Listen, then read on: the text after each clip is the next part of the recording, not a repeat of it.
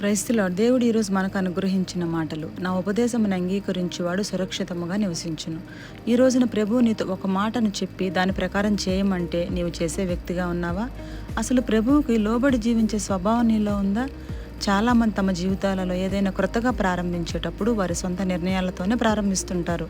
ప్రభువులో విశ్వాసం కలిగిన వ్యక్తి అయితే ఏదైనా తన జీవితంలో చేసే ముందుగా దేవుని పాదాల చెంత కూర్చొని ప్రార్థించి దేవుని ఉపదేశాన్ని వినడానికి ఇష్టపడతాడు.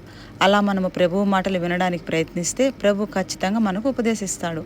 ఆయన ఉపదేశాన్ని మనం అంగీకరించినప్పుడు మనం ఏ భయము లేకుండా సురక్షితంగా నివసించగలము. మన సొంత ఆలోచనలతో మనం తీసుకునే నిర్ణయాల వలన మన భవిష్యత్తులో ఏం జరుగుతుందోనన్న భయంతో, కంగారుతో మన జీవితాన్ని కొనసాగించవలసి ఉంటుంది. అదే ప్రభు చెప్పిన మార్గంలో మనం నడిస్తే అది ఆలస్యమైనా సరే మనకు ఎంత మేలుని చేస్తుంది. మన భవిష్యత్తులో మనం ఏ కీడో వస్తున్న భయం లేకుండా నెమ్మది కలిగి జీవించవచ్చు. మరి దేవుని మాట వినడానికి సిద్ధంగా ఉన్నావా?